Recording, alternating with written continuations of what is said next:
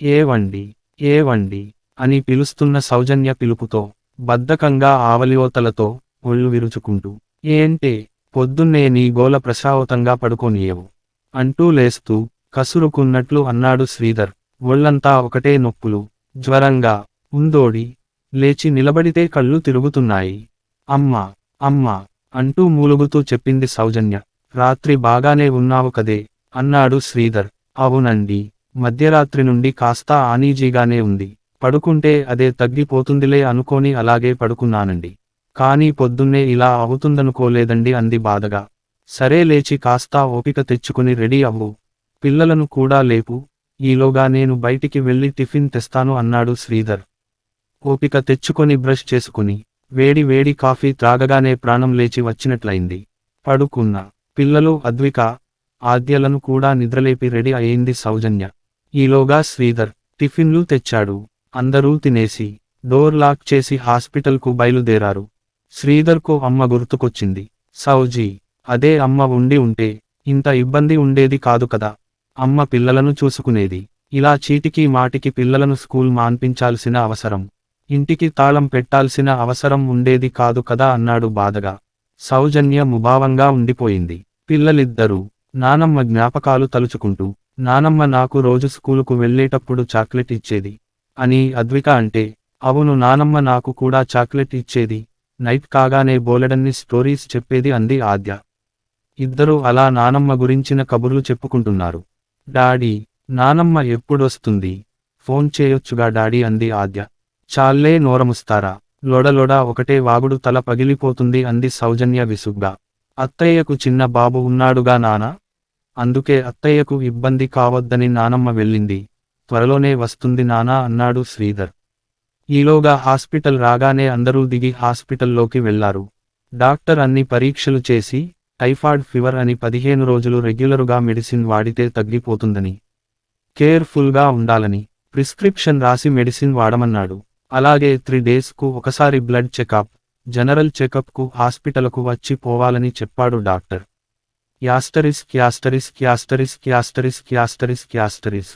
చేసేది లేక పిల్లలను, సౌజన్యను చూసుకోవడానికని శ్రీధర్ ఆఫీసుకు వెళ్ళి 1 వారం రోజులు లీవ్ పెట్టి వచ్చాడు. ఆ రోజు పిల్లలు స్కూల్ నుండి రాగానే బయటికి వెళ్ళి పిల్లలకు సౌజన్యకు అవకోడా జ్యూస్ తెచ్చాడు శ్రీధర్. హాయ్ డాడీ, మాకు జ్యూస్ తెచ్చాడోచ్ అంటూ పిల్లలిద్దరూ ఆనందంతో గంతులు వేశారు. అరేయ్ పెద్దోడా ఇది నీకు, అరేయ్ చిన్నోడు ఇది నీకు అంటూ చెరో జ్యూస్ గ్లాస్ పిల్లలకు అందించాడు శ్రీధర్. మరో గ్లాస్లో జ్యూస్ పోసి సౌజీ, టాబ్లెట్ వేసుకొని ఈ జ్యూస్ తాగు అన్నాడు. ఇంతలో ఆద్య డాడీ మమ్మీకి అలా జ్యూస్ ఇవ్వొద్దు, ఇలా ఇవ్వు అంటూ జ్యూస్ గ్లాస్ తీసుకొని అందులో సగం జ్యూస్ వేరే గ్లాసులో పోసి, అందులో సగం నీళ్లు పోసి అమ్మకు ఈ జ్యూస్ ఇవ్వవోడి డాడీ, మమ్మీ ఇది త్రాగితే త్వరగా జ్వరం తగ్గిపోతుంది అంది. ఆద్య చెపుతుంటే శ్రీధర్ ఆశ్చర్యపోయాడు. ఎందుకు నానా అలా చేస్తున్నావు? అలా నీళ్లు కలపొద్దు నానా అన్నాడు వారిస్తున్నట్లు.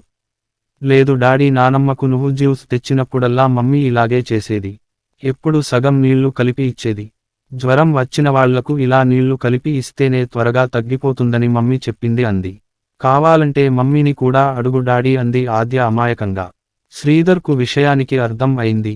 కోపం కట్టలు తెచ్చుకుంది. కానీ పిల్లల ముందు బాగుండదని తనను తాను తమాయించుకున్నాడు. కోపంగా సౌజన్య వైపు చూశాడు. సౌజన్య తల దించుకుంది. సౌజన్యకు కొంత జ్వరం తగ్గింది. ఆ రోజు అన్నం వండాక అందరూ తినడానికి ఏర్పాట్లు చేస్తున్నాడు శ్రీధర్. ఇంతలో బయటి నుండి వచ్చిన అద్విక, డాడీ మమ్మీకి అన్నం అలా పెట్టకూడదు, నువ్వుండు అంటూ వేడిగా ఉన్న అన్నం గిన్నెలో పొద్దున మిగిలిన చద్దన్నం పెట్టిపోది. డాడీ దీనిని కొంచెం వేడిచేసి అప్పుడు ఈ అన్నం మమ్మీకి పెట్టండి అంది. ఇలా చల్లటి అన్నం వేడిచేసి అమ్మ ఎప్పుడు నానమ్మకు పెట్టేది. ఇలా చేస్తే నానమ్మకు త్వరగా బలం వచ్చి జ్వరం తగ్గిపోతుందని అమ్మ చెప్పేది అంది. శ్రీధర్ కళ్ళల్లో నీళ్లు తిరిగాయి. నన్ను ప్రాణంలా పెంచిన అమ్మకు ఇంత అన్యాయం జరుగుతుంటే నా కళ్ళు మూసుకుపోయాయ. అయ్యో అమ్మ, ఎంత పని జరిగింది అంటూ చాలా బాధపడ్డాడు. ఇంత జరుగుతున్నా ఏనాడు అమ్మ ఒక్క మాట కూడా సౌజన్య గురించి చెడుగా చెప్పలేదు. ఎప్పుడు తన ముఖం పైన చిరునవ్వు కూడా చెదరనీయలేదు. పైగా తన కోడలు తనను బాగా చూసుకుంటుందని అందరికీ గొప్పగా చెప్పుకునేది అమ్మ. అమ్మ రూపం కళ్ళ ముందు కదిలింది. తనలో తాను బాధగా, అమ్మా అమ్మా నన్ను క్షమించమ్మా అంటూ వేదన చెందాడు శ్రీధర్. సౌజన్యకు పూర్తిగా జ్వరం తగ్గిపోయింది. పిల్లలిద్దరూ స్కూల్కు వెళ్లారు. శ్రీధర్ సౌజన్య దగ్గరకు వెళ్ళాడు. ఏం, సౌజన్య, దేవతలాంటి నా తల్లికి నువ్విచ్చిన గౌరవము ఇదేనా? నువ్వింత దుర్మార్గురాలివైనా అమ్మ నీ గురించి ఏనాడు పల్లెత్తు మాటనలేదు తెలుసా? అసలిలా ప్రవర్తించడానికి నీ మనసు ఎలా ఒప్పుకుంది? అంటూ చెంప చెల్లుమనిపించాడు. నీకు తెలుసా, అమ్మ నాకెప్పుడూ వేడి వేడిగా ఉన్న అన్నం కూరలు పెట్టి, తాను చద్దన్నం చద్ది కూరలు తినేది. నాన్న చిన్నప్పుడే పోయినా నాకే కష్టం తెలియకుండా గారబంగా పెంచి ప్రయోజకుణ్ణి చేసింది. నువ్వింత చేసినా ఈ విషయానికి నాకు తెలిస్తే బహుశా మన మధ్య గొడవలొస్తాయని ఏమీ చెప్పకుండా దాచిపెట్టి ఉంటుంది అమ్మ. సిగ్గనిపించడం లేదా? నువ్వు చేసిన ఈ పని వల్ల అభం శుభం తెలియని ఆ పసి మనసులలో కూడా విష్బీజాలు నాటావు కదే. దుర్మార్గురాల అన్నాడు శ్రీధర్. రేపు వాళ్ళు పెద్దయాక వాళ్ళ అత్తగారిని, నన్ను కూడా అలాగే చూసే గొప్ప సంస్కారాన్ని వాళ్లకు నేర్పించావు. ఏం పాపం చేసేనే నేను నీలాంటిది నాకు భార్యగా లభించింది? ఛీ ఛీ, నా మీద నాకే కోపం వస్తుంది. నీ ముఖం చూడాలంటే అసహ్యంగా ఉంది అన్నాడు శ్రీధర్. సౌజన్య పశ్చత్తాపంతో తలదించుకొని రోదిస్తుంది. ఏడుస్తూ నన్ను క్షమించండి అంటూ శ్రీధర్ పాదాలపై వాలిపోయింది. కన్నతల్లిలా ఆదరించిన అత్తమ్మను చాలా బాధపెట్టానండి. ఇదంతా మా అమ్మ వల్ల జరిగిందండి. నా బుద్ధి కూడా గడ్డి తిన్నది. నన్ను క్షమించండి, క్షమించండి ప్లీజ్ అంటూ పాదాలను గట్టిగా పట్టుకుని వెక్కి వెక్కి ఏడ్చింది సౌజన్య పశ్చత్తాపంతో.